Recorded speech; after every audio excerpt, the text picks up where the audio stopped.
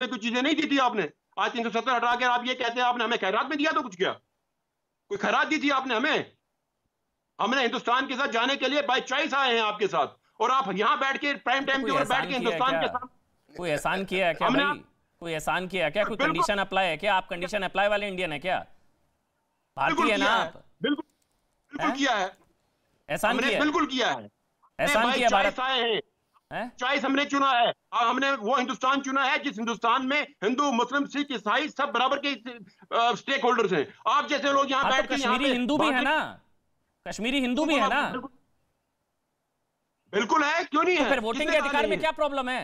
मुझे वोटिंग के अधिकार की प्रॉब्लम बताइए ना दार साहब, प्रॉब्लम बताइए, प्रॉब्लम। अधिकार, हाँ बताइए। वोटिंग के अधिकार की बात है। हाँ। आप जब रिप्रेजेंटेशन एक्ट है वहां पढ़ लीजिए, वहां पे जो आप किस तरीके से आप 1 साल का रहने वाला आदमी तहसीलदार सर्टिफिकेट इशू करेगा एक आदमी को कि आप वोटिंग राइट बना लीजिए अपना। उसके लिए जो कॉन्स्टिट्यूशन में जिस तरह से रिप्रेजेंटेशन एक्ट में जो प्रोविजन दिए गए हैं, आप उन प्रोविजन के तहत क्यों नहीं करते हैं? ये कौन सा एक्ट है कि साल एक आदमी रहेगा कहीं पे आप उसको वोटिंग राइट दे देंगे? उसके लिए बाकायदा तौर पर एक गाइडलाइन दी गई है उसके अंदर की किस तरीके से कौन है जो परमानेंट रेजिडेंट होना चाहिए, किस तरीके से वो रहने वाला होना चाहिए, उसके लिए प्रॉपर तरीके से इलेक्शन कमीशन ऑफ इंडिया की तरफ से गाइडलाइन दी गई है।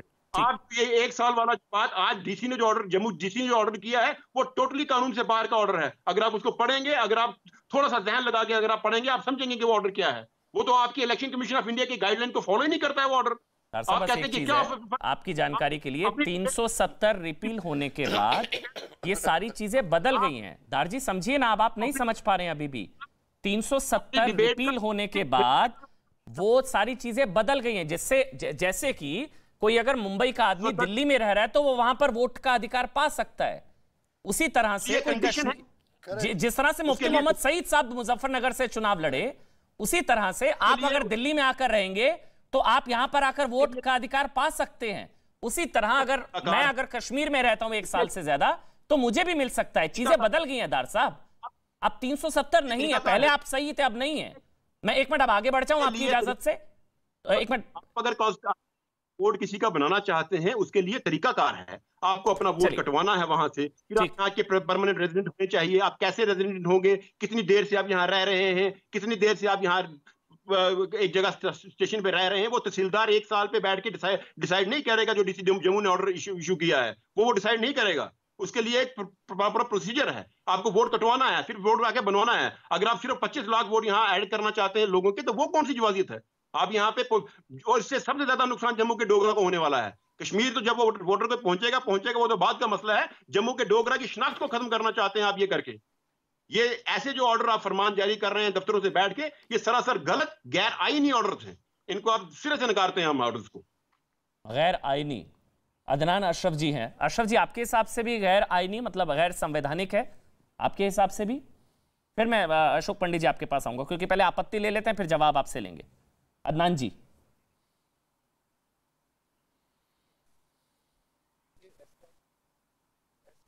सर अनम्यूट कर दीजिए जी, बोलिए बोलिए। म्यूट है सर, एक बार अनम्यूट कर दीजिए अदनान भाई, तब आपका ऑडियो आ पाएगा। अनम्यूट कर दीजिए, आपने म्यूट किया हुआ शायद। मैं दोबारा से कनेक्ट कर रहा हूं सर, आपका ऑडियो में शायद प्रॉब्लम है। अशोक पंडित, गैर आईनी गैर संवैधानिक कदम है ये।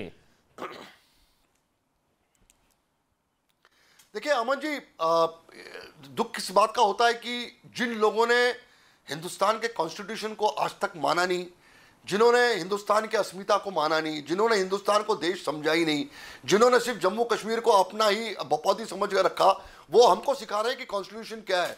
अरे जो जो जो लीगल अथॉरिटीज़ हैं, जो ये ऑर्डर्स पास कर रही हैं, ये बेवकूफ़ है क्या? ये पढ़ते लिखते नहीं है, इनको पता नहीं कि कॉन्स्टिट्यूशन क्या है। हम जो चीज़ें लागू कर रहे हैं वो करेक्ट कॉन्स्टिट्यूशन के हिसाब से कर रहे हैं कि नहीं कर रहे हैं। खाली इन्हीं को पता है कि कॉन्स्टिट्यूशन क्या राइट है क्या रॉन्ग है। ये मतलब कहाँ की सोच है और कहाँ का ये थॉट प्रोसेस है कि जो भी कुछ हो रहा है हिंदुस्तान की तरफ से। अब मुझे बताइए बात, जितने भी कश्मीर में या जम्मू के या लद्दाख के या उस पूरे स्टेट के जितने भी लोग जो बाहर बसे हुए हैं, मैं कश्मीरी पंडित हूं, मैं मुंबई में रहता हूं, तो मैं वोट देता हूं ना मुंबई में। तो अगर मुंबई का महाराष्ट्रियन अगर जम्मू कश्मीर में है या जम्मू में वो वोट नहीं दे सकता वहां पे? ये क्या किस किस्म की सोच है कि बाहर का आदमी और अंदर का आदमी और अंदर का आदमी और बाहर का आदमी? मैं फिर ये कहूंगा कॉन्स्टिट्यूशन, ये तो कह रहे थे कि 370 हट जाएगा तो उस दिन खून की नदियां बहेंगी यहाँ पे। 370 हट ही नहीं सकता। अब 370 हट गया, 35 से हट गया। ये सारे काम अदनान अशरफ के पास जा रहा हूँ, शायद उनका ऑडियो अब आ पाएगा। अदनान अशरफ जी के हिसाब से जम्मू कश्मीर पीपल्स कॉन्फ्रेंस के नेता हैं। अदनान अशरफ जी, आपका पक्ष, अदनान जी आपका पक्ष। वहां से अशोक साहब कभी बात कर ही रहे। जी मैं शांत कह रहा हूँ जो अशोक भाई, अदनान अशरफ, जो ये ऑर्डर आया है ये एक बैकड्रॉप में आया है। इससे पहले एक हमारे अभी अशोक साहब कह रहे थे कि जो ये ऑर्डर आए हैं ये क्या बेवकूफ है कि ये इनको पता नहीं है कॉन्स्टिट्यूशन। तो सीईओ साहब ने जब ऑर्डर दिया था तो J&K एडमिनिस्ट्रेशन को क्या मजबूरी पड़ी थी कि वो उन्हें क्लैरिफिकेशन दिया था? क्या सीईओ साहब ने जब ये बयान दिया था कि 25 लाख वोट ऐड होने वाले हैं तब वो constitutional as a constitutional authority बात नहीं कर रहे थे? तो J&K एडमिनिस्ट्रेशन ने क्यों क्लैरिफिकेशन दी, क्यों रिट्रैक्ट किया वो उसका स्टेटमेंट? सुने मेरी बात सुने, ये जो कल का ऑर्डर डीसी साहिबा ने पास किया है ये एक बैकड्रॉप में हो रहा है।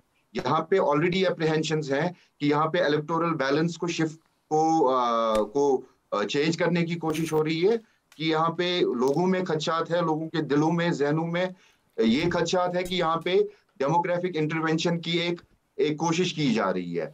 अब जो कल का ऑर्डर आया है ये वैसे ही मैं समझता हूँ जैसे सीईओ साहब का स्टेटमेंट आया था, अनवारंटेड है। किसी को वर्बल डायरिया हुआ था तब कल किसी को अर्ज हुआ कि हम एक ऑर्डर निकाल दें। आप मेरी बात सुने, अगर ये कानून जो पीपल्स रिप्रेजेंटेशन एक्ट अभी लागू होता है, ये जो कल डीसी साहिबा ने ऑर्डर निकाला है, मैं अशोक साहब को चैलेंज करता हूँ, आप मुझे बोले कौन सी कॉन्स्टिट्यूशनल अथॉरिटी है डीसी साहिबा को वो ऑर्डर निकालने की? अगर ये कानून है, सबसे पहली बात जो हम ऑर्डिनरीली रेजिडेंट डिफाइन करते हैं, ये इन्होंने कल 1 साल का टाइम दिया है, इस बुनियाद 1 साल का टाइम। तो जब ऑर्डिनरीली रेजिडेंट को डिफाइन किया जाता है तो वो the character should be permanent in nature. He should be he should be somebody who is intending to reside in the state for a longer period of time. या तो उसका business हो, या तो उसका घर हो, या तो उसने शादी की हो, या तो वो स्टूडेंट हो। लेकिन ये आप बोलेंगे कि चले आप 1 साल आप कश्मीर में रहें या जम्मू में रहें, अभी तो इसका असर जम्मू पे पड़ रहा है, तो आप लिस्ट ऑफ डॉक्यूमेंट सुनने दिए हैं कि कौन कौन से प्रूफ उनको चाहिए। नहीं लेकिन अदनान जी मैं लॉजिक समझना चाह रहा था, आपकी सारी बात सही है, आपकी सारी। एक सेकंड मुझे कंप्लीट। अच्छा चलिए कंप्लीट कर लीजिए। पेशेंटली जनाब मैं पेशेंटली आपकी बात सुनता रहा हूँ। वहां पे अगर आपके एड्रेस पे चिट्ठी आई हो, पोस्टल चिट्ठी, तो वो भी प्रूफ मान लिया जाएगा। अमन जी आप मुझे बताइए, कल आप मुझे प्राइम मिनिस्टर साहब के घर पे चिट्ठी भेज देंगे तो प्राइम मिनिस्टर घर मेरा हुआ क्या? मैं वहां का रेजिडेंट हुआ क्या? ये जो कल का ऑर्डर निकला है, इंटेंशंस इसकी ठीक नहीं लग रही है। देखिए कानून से हमने इससे पहले भी जब वो सीईओ साहब का स्टेटमेंट आया था 25 लाख, ठीक है अदनान जी, आपको इंटेंशंस पर डाउट है, मैं बस समझना चाह रहा था। मेरे साथ राकेश सिन्हा जुड़ गए हैं। राकेश सिन्हा है, राज्यसभा सांसद है। मेरी ब्रेक की मजबूरी है राकेश जी, फिर मैं ब्रेक के बाद आपसे शुरू करूंगा। मैं ब्रेक ले रहा हूँ अदनान जी, मैं ब्रेक ले रहा हूँ, फिर ब्रेक के बाद आपसे शुरू करूंगा। राकेश सिन्हा जुड़ गए, थोड़ा सा ब्रेक ले रहा हूँ।